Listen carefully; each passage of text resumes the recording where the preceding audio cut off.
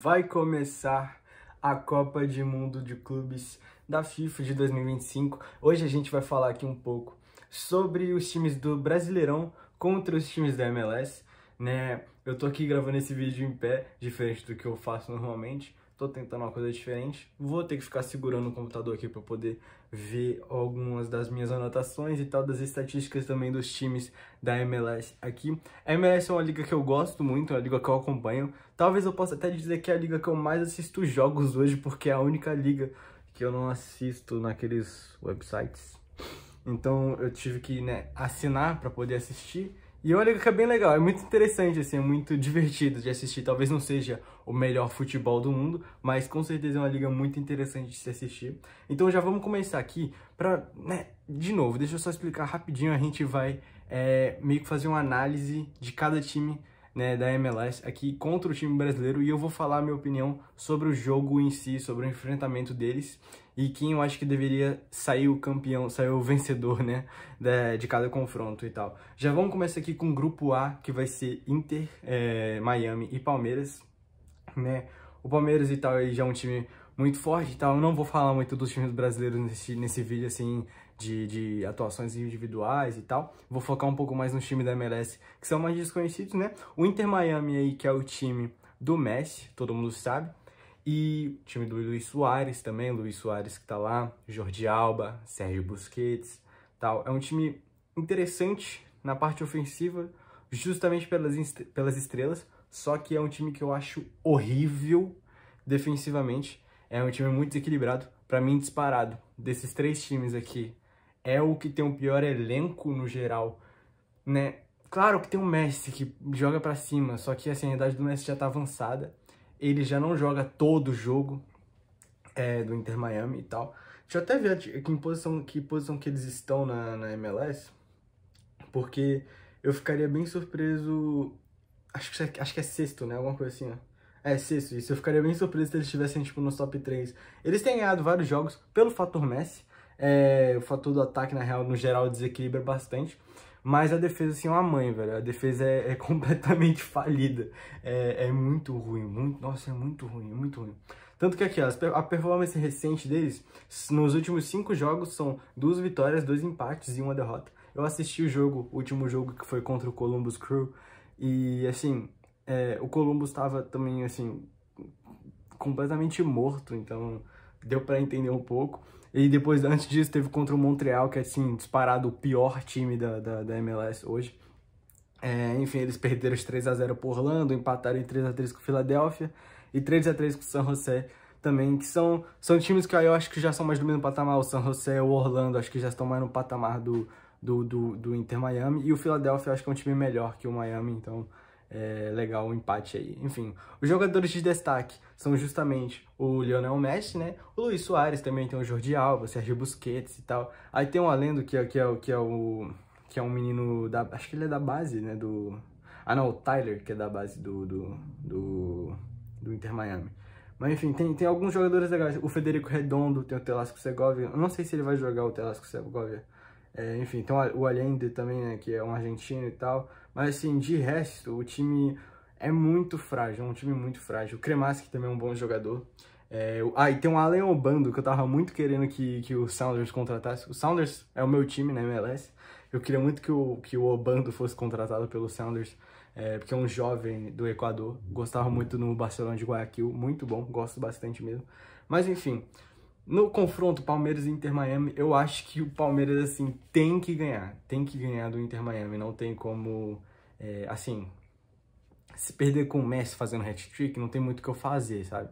Mas, pô, se o Messi jogar aí 50 minutos, não aguentar mais, tá ligado? E o Palmeiras conseguir meter uma pressão ali, acho que tem que ser uma vitória fácil pro Palmeiras, porque o time do Inter Miami é estragado, assim, na defesa, tá muito estragado mesmo. Então, eu acho que tem que ser uma vitória do Palmeiras, a não ser que o Messi invoque o capita. Então, tipo, é mais pra cima desse lado, assim mesmo. Agora, o grupo B, Botafogo e Seattle Sounders, que é o meu time, então é um time que eu tenho mais propriedade pra falar. O Seattle Sounders não vem numa fase boa, São 2 vitórias, 2 derrotas e 2 empates. E um empate nos últimos 5 jogos. Os 2 últimos jogos a gente tomou 6 gols e perdemos as 2 vezes, né? 3-2 contra o Minnesota e 3-0 contra o Whitecaps, que o Whitecaps é o melhor time da MLS hoje. É verdade que tomou um apavoro lá do Cruz Azul 5-0 na final da Conca Champions. E também, nesse 3-0, eles estavam completamente assim, com o time mesclado, assim, vários jogadores fora e tal, jogadores na seleção, enfim. E ainda assim a gente tomou 3-0. Mas, por que isso acontece? O Seattle Sounders é o time que tá puxando o maior grito. Quando eu falo time, o elenco, tá? Que tá puxando o maior grito contra as premiações mal distribuídas da Copa do Mundo de Clubes pela MLS, né? Na real, nem pela MLS, é pela presidência de cada time. Porque eles fazem um acordo com os jogadores antes do início da temporada sobre uma porcentagem de divisão dos prêmios de cada competição, assim. É uma porcentagem específica para todas as competições. Então, o valor que eles estão recebendo pelo valor que o clube está recebendo da Copa do Mundo de Clubes não é muito próximo do que seria o justo na visão deles. Então eles estão fazendo vários protestos aí. E antes mesmo do jogo contra o Minnesota, que foi a derrota de 3-2, eles entraram com camisas de protesto no aquecimento. E depois disso aí o General Manager, que é o GM, sei lá, o diretor esportivo, assim, o dono do time, sabe? Ele... Não foi o GM não, foi o dono do time, verdade. O GM é o... Nossa, acabei de esquecer o nome do cara, mano, eu odeio ele. Ele foi jogador também. Nossa, esqueci o nome. Tá em branco aqui, é tipo um cara que eu conheço muito bem. Mas enfim, o presidente do Sounders entrou no vestiário e meteu, assim, gritaria pra cima dos caras, falando que é um absurdo que eles façam esse tipo de protesto e tal. Enfim, aí pesou o clima totalmente desde então. São 2 derrotas e 6 gols sofridos. Enfim, o melhor jogador, na minha opinião, é o Ryan Kent, que é um ponta inglês. Ele chegou recentemente, tá oscilando recentemente também, né? Ele começou muito bem. Acho que, assim, os primeiros 5, 6, 7 jogos dele, assim, ele tava, tipo, muito acima do time. Aí nos últimos 3, 4, ele começou a dar uma oscilada, às vezes não aparecia muito bem e tal. E o outro é o Rusnak, né? O Rusnak é um meia, ele é sérvio, se não me engano. Deixa eu até ver aqui, acho que ele é sérvio. Mas enfim, ele é o artilheiro do time, ele tem 7 gols e 3 assistências na temporada. É um cara muito bom para o nível da MLS.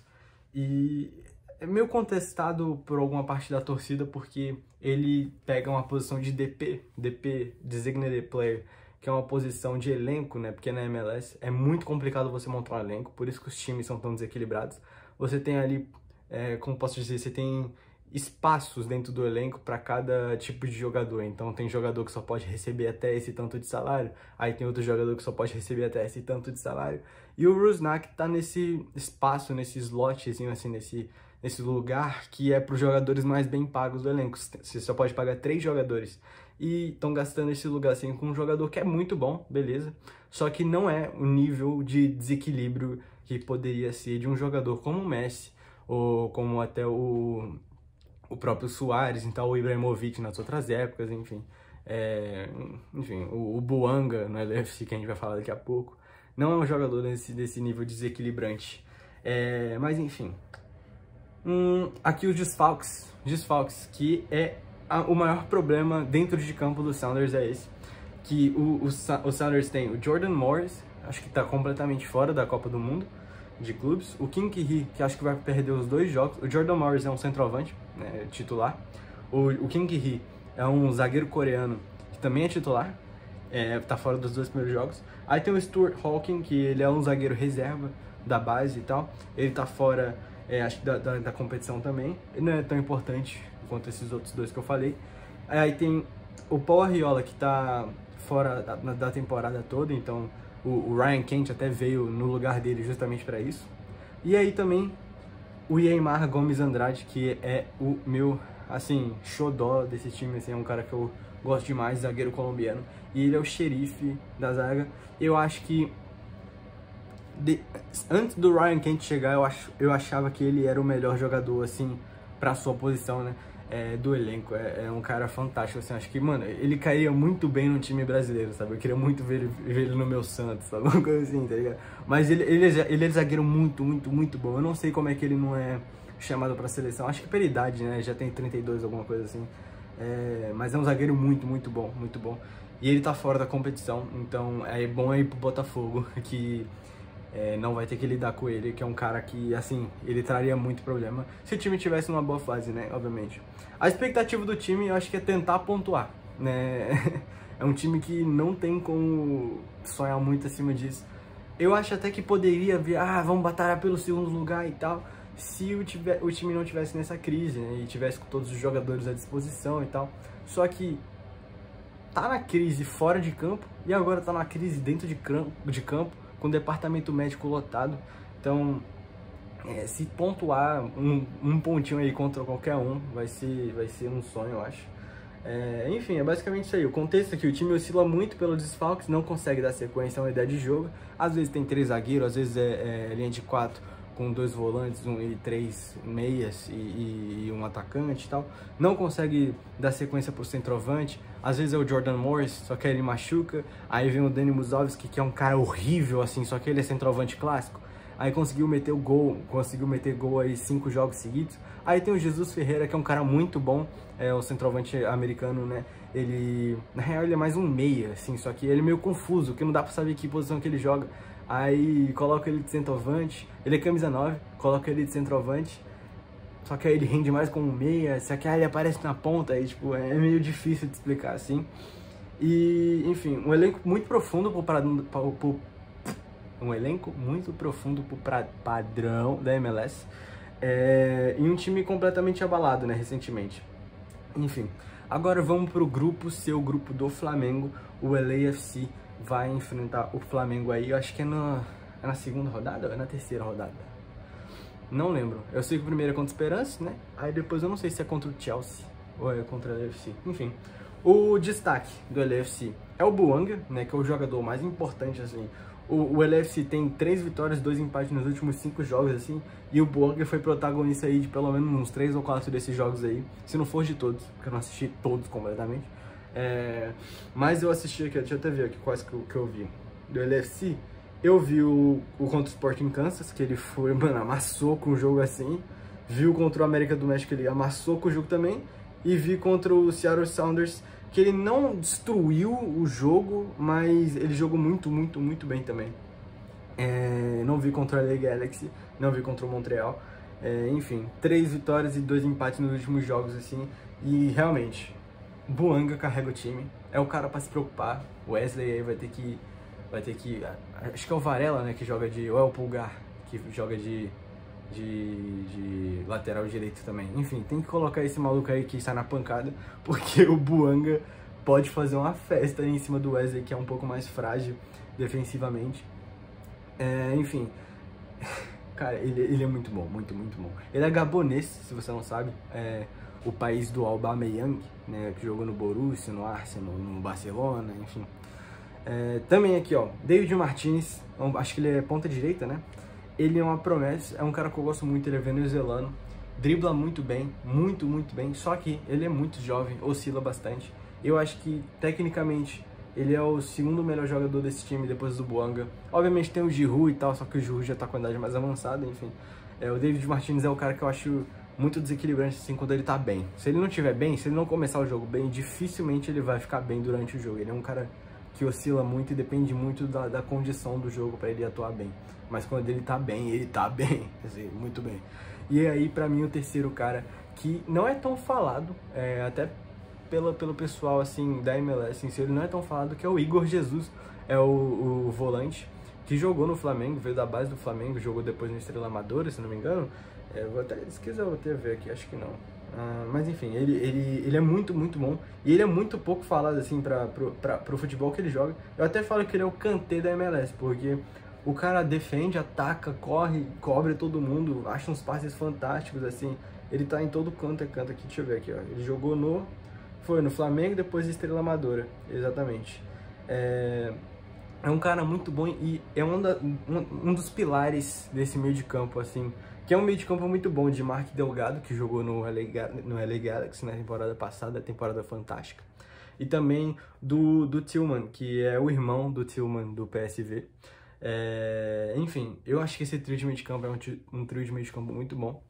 Só que tudo vai cair sempre nos braços do Bouanga lá na frente para resolver, porque ele realmente é o diferencial desse time. Aí o pessoal fala, eu tô com medo do Giroud. Não se preocupa com o Giroud. Quer dizer, é o Giroud, grande jogador, nível europeu e tal. Só que, assim, desde que ele chegou na MLS, ele não tem demonstrado esse potencial todo que ele tem. Eita, a bateria aqui, ó.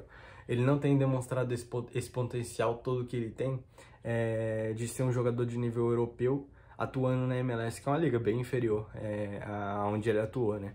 E desde então, desde que ele chegou, ele não consegue demonstrar esse potencial todo. E ele, começou a titular e tal. O pessoal insistia nele porque ele tá naquela vaga daquele jogador mais caro, igual eu falei do Sounders, né? A vaga de um jogador mais caro, ele ocupa essa vaga aí junto com o Bouanga e tal. Não sei quem que é o terceiro, mas enfim, não vem ao caso. E ele não consegue apoiar o time dessa forma. Eu tava assistindo o jogo ali contra o América, e eu tava assistindo no Sport TV, e eu tava vendo o Dandan, eu acho, o narrador. Acho que era o Dandan que tava narrando, falando, cadê o Giroud, cadê o Giroud? Aí o comentarista também, não sei como é que o Giroud desse nível, assim, um jogador desse patamar, tá fazendo no banco. Realmente, aí ele entrou e jogou bem, só que essa não é a norma, esse não é o padrão do que vem acontecendo na MLS. Tanto que o Ebobici, que ele é camaronês, se não me engano, camaronês, é o centroavante, ele começa jogando a maioria das vezes, porque o Giroud simplesmente não consegue aparecer, não consegue jogar bem. Bizarro. Ele até jogou bem no último jogo contra o Sporting Kansas, mas a norma dele não é jogar bem. Então eu não sei se por esses 2 jogos recentes que ele foi legal, os últimos 2 jogos dele foram muito bons, né? E tá entrando num palco desse tamanho que é a Copa do Mundo de Clubes. Não sei se ele pode até começar jogando, mas não é o comum. Não é um cara que eu me preocuparia tanto no dia a dia, mas não sei, né? Vai que ele tá empolgado agora. Então pode causar ali um perigo pro Flamengo. Eu acho que ele não encaixa muito nesse time, porque é um time que depende muito da correria, sabe? Não é um time que vai pegar a bola e trabalhar a bola e pá. É um time assim, vai dar 3, 4 toques no máximo pra estar lá no último terço já finalizando, sabe? Um time desse aí. Por isso que o Bouanga se dá muito bem, que é um cara que tem muita velocidade, muito arranque, é um cara que dribla bem e tal, é um cara que participa muito bem desse tipo de jogo.